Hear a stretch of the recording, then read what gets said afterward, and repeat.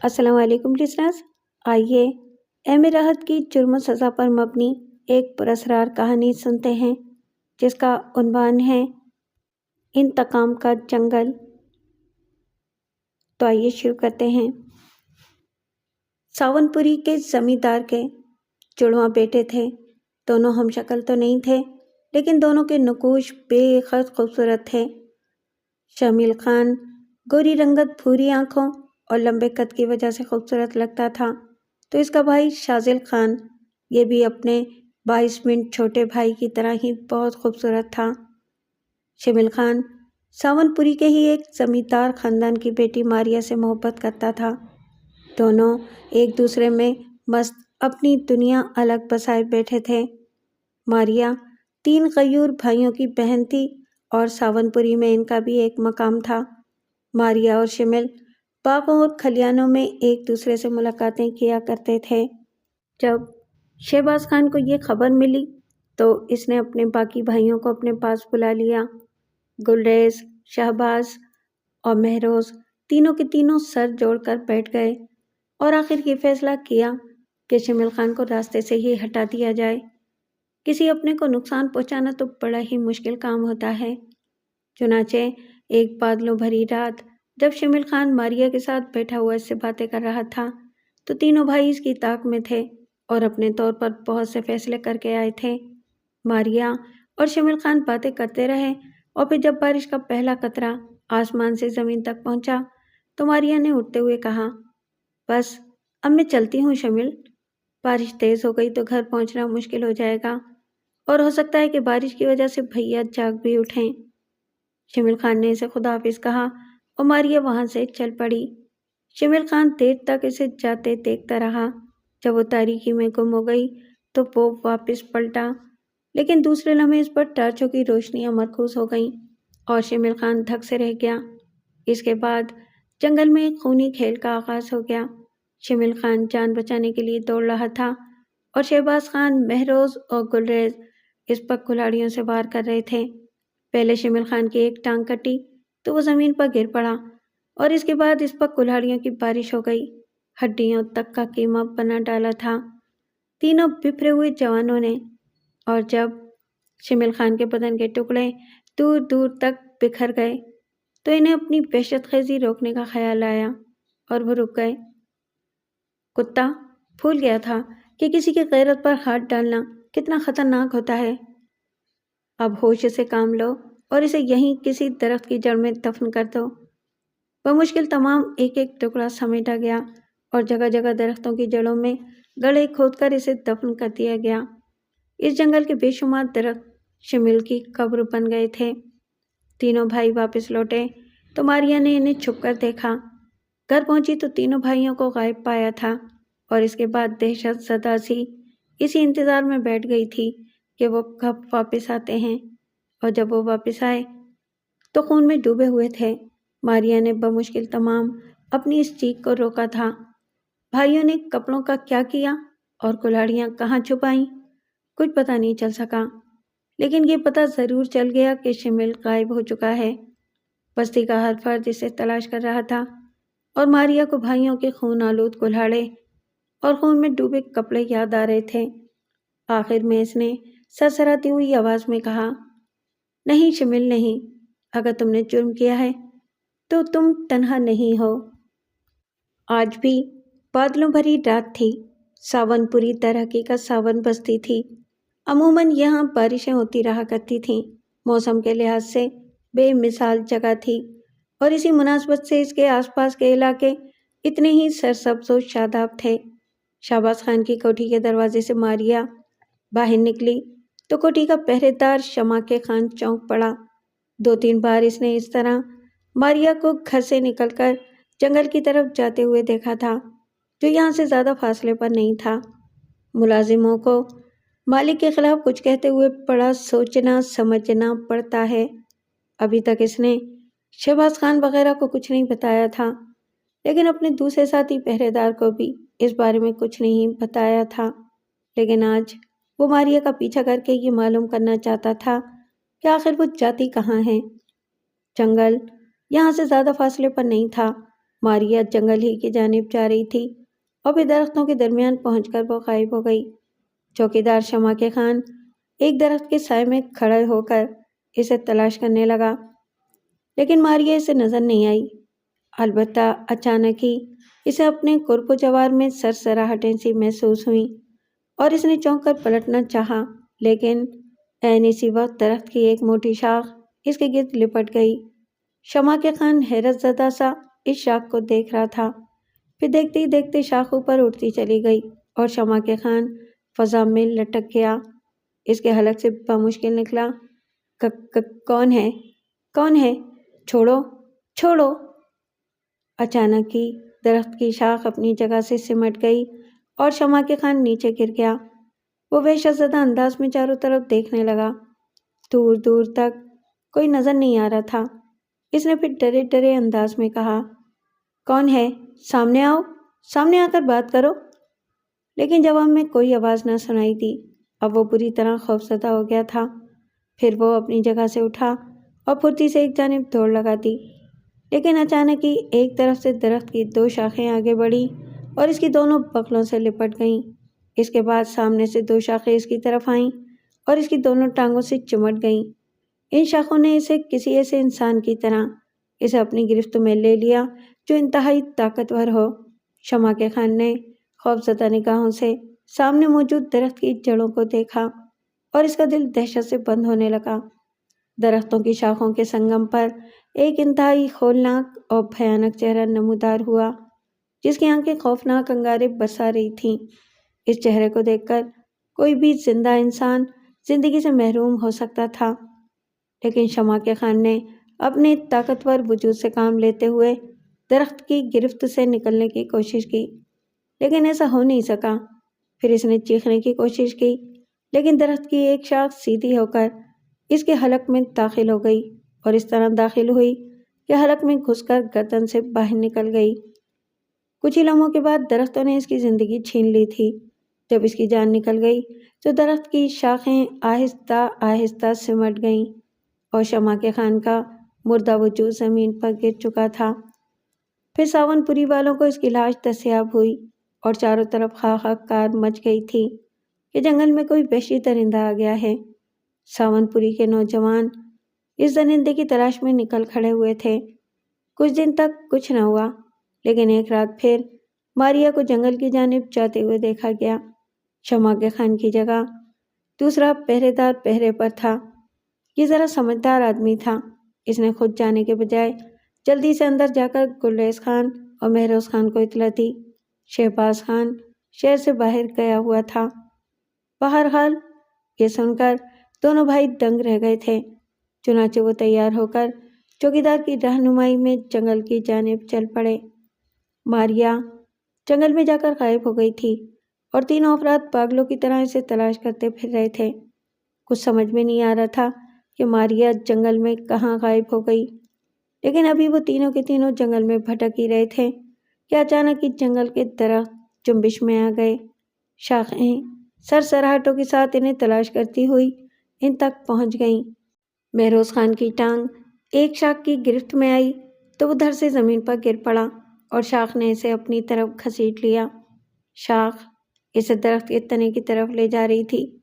پھر درخت کے تنے میں ایک انتہائی ہیبت ناک چہرہ نمودار ہوا، جس کا منہ کھلا ہوا تھا۔ شاخ نے اسے جھٹکے کے ساتھ اس تنے کے اندر پھینک دیا اور تنے کا منہ بند ہو گیا۔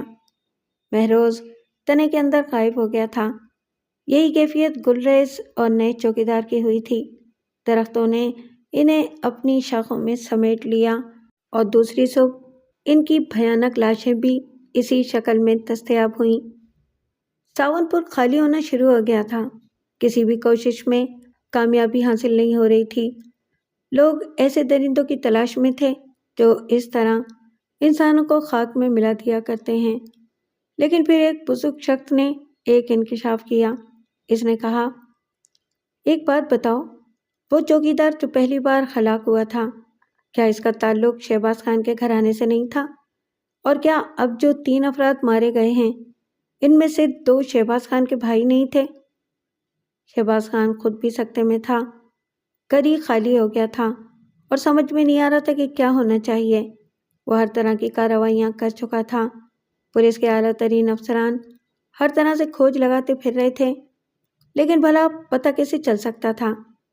کسی کے تصور میں بھی نہیں تھا کہ خوفناک جنگل میں نظر آنے والے درخت رات کی تاریکیوں میں بھیانک شکل اختیار کر جاتے ہیں۔ ان میں انسانی چہرے نمودار ہوتے ہیں، لیکن اس قدر بھیانک کہ انسان کا پتا پانی ہو جائے۔ شہباز خان کو اپنے بھائیوں کی موت کا دلی رنج تھا اور اس کی سمجھ میں نہیں آتا تھا کہ آخر وہ کون ہے جس نے اس کی دنیا تاریک کر دی ہے۔ اصل میں بھول جانے والے بھول جاتے ہیں کہ وہ جو دوسروں کی دنیا تاریک کر دیتے ہیں، ان کے آنگن میں بھی تاریکیاں اتر سکتی ہیں۔ اس تمام کہانی کے پیچھے ایک نام تھا، اور وہ نام تھا شاذل خان، شمیل خان کا 22 منٹ بڑا بھائی۔ آج شہباز خان کا گھرانہ تاریک ہو رہا تھا، لیکن گزری ہوئی کل انہوں نے شمیل خان کے جسم کے جس طرح ٹکڑے ٹکڑے کیے تھے وہ انہیں یاد بھی نہیں رہے تھے۔ سنگانی کی مڑھیا جوں کی توں تھی، اور سنگانی اسی طرح بھبوت ملے اس کے سامنے آ گیا تھا۔ سنسار میں جو شکتیمان ہوتے ہیں انہیں ہی جینے کا حق ہوتا ہے۔ مار دیا سسروں نے تیرے بھائی کو، مار دیا حرام کے جنوں نے اسے، اپنی بہن کو روک نہ پائے اس کا جیون لے لیا۔ شاذل چونک پڑا تھا۔ کیا کہہ رہے ہو سنگانی مہاراج؟ ارے ہاں رے، جا درختوں کی جڑوں میں جا کر ٹکڑے نکال لے اس کے۔ میرے بھائی کے؟ تو اور کیا، مار دیا اسے شہباز خان کے گھر والوں نے، کیونکہ وہ اس کی بہن سے پریم کرتا تھا۔ کیا تم سچ کہہ رہے ہو سنگانی؟ ہاں رے، سچ کہہ رہا ہوں، پر ایک بات کہوں تجھ سے، جیون میں منوش غلطیوں پر غلطیاں کرتا چلا جاتا ہے۔ جوش میں بھر کر شہباز خان کے گھر جائے گا، یا تو خود مارا جائے گا، یا اگر انہیں مار بھی دیا تو پھانسی چڑھ جائے گا۔ یہ تو کوئی بدلہ نہ ہوا، بدلہ تو ایسا ہو کہ سنسار والے یاد کرتے رہ جائیں۔ سنگانی، میری مدد کرو۔ جا رے، کب منع کیا ہے تجھے پاگل؟ چل آجا، میں تجھے تیرے بھائی کی کھوپڑی نکال کر دکھا دیتا ہوں۔ اور سنگانی رات کی تاریکیوں میں اسے لے کر جنگل میں داخل ہو گیا۔ وہ درختوں کی جڑوں کو دیکھتا پھر رہا تھا، پھر ایک درخت کی جڑ کے پاس رک کر اس نے زمین کی کھدائی شروع کر دی، اور در حقیقت وہاں سے ایک انسانی کھوپڑی نمودار ہو گئی جو اب سوکھ چکی تھی اور اس کے نقش ختم ہو گئے تھے۔ یہ دیکھ، میرے ہاتھ کے پار دیکھ۔ جادوگر سنگانی نے اپنا ہاتھ سامنے کر دیا۔ اب کھوپڑی اس کے ہاتھ کے نیچے تھی اور اس کا ہاتھ شاذل اور کھوپڑی کے درمیان تھا۔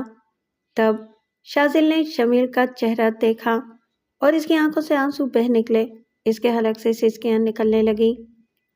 نہ رے نہ، نہ، رونے سے من کا کرودھ دھل جاتا ہے، ہردے میں نرمی آ جاتی ہے۔ ارے آنکھیں تو وہ ہیں جو شعلے برسائیں، رو کر کیوں اپنی شکتی کھو رہا ہے؟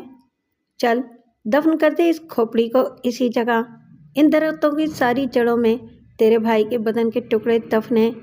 ان 3 سورماؤں نے اکیلے کو کلہاڑیوں سے کاٹ کر یہ کارنامہ سر انجام دیا تھا، پر تو ان درختوں کی جڑوں کو ہی ان کا انت بنا دے۔ کیسے؟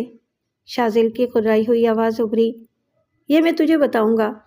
ٹھیک ہے سنگانی مہاراج، آج سے میں آپ کو اپنا گرو تسلیم کرتا ہوں، شاذل نے کہا۔ شہباز اپنے بھرے پورے گھر سے محروم ہو گیا تھا۔ دونوں بھائیوں کی یاد اس کے دل میں تڑپ بن گئی تھی۔ شادی وغیرہ تو نہیں کی تھی کسی نے ابھی تک۔ بہن الگ نیم مردہ حالت میں گھر کے ایک گوشے میں پڑی رہا کرتی تھی۔ شمیل کی موت کے بعد دنیا سے رابطے ہی توڑ دیے تھے۔ بھائی بھی اس سے ناراض تھے، اور پھر یہ ایک معمول بن گیا تھا۔ اس دن بھی شہباز رات کی تاریکیوں میں کھڑا خلاؤں میں گھور رہا تھا کہ اس نے ماریا کو بڑے گیٹ سے باہر نکلتے ہوئے دیکھا۔ نئے چوکیدار کو ساری صورتحال کا علم تھا۔ اب کسی کی مجال نہیں تھی کہ ماریا کے پیچھے ایک قدم چلے، لیکن شہباز خان کو تجسس پیدا ہوا، یہ ماریا آخر جاتی کہاں ہے؟ وہ مسلح ہو کر اس کے پیچھے چل پڑا۔ ماریا جنگل میں داخل ہو گئی تھی، اور پھر بہت سے درختوں کے درمیان سے ہوتے ہوئے شہباز خان ایک درخت تک پہنچا۔ ماریا، اس کے سامنے دوسرے درخت کے تنے سے ٹیک لگائے کھڑی ہوئی تھی۔ شہباز خان یہ دیکھنا چاہتا تھا کہ ماریا یہاں کیا کرنے آئی ہے کہ اچانک ہی سے ایک ہلکی سی سرسراہٹ کا احساس ہوا اور دفتن ہی درختوں کی شاخیں اس کے جسم کے گرد لپٹ گئیں۔ شہباز خان نے چونک کر ان شاخوں کو دیکھا اور پھر اپنے آپ کو ان سے چھڑانے کی کوشش کرنے لگا۔ ماریا اب اس کی جانب متوجہ تھی۔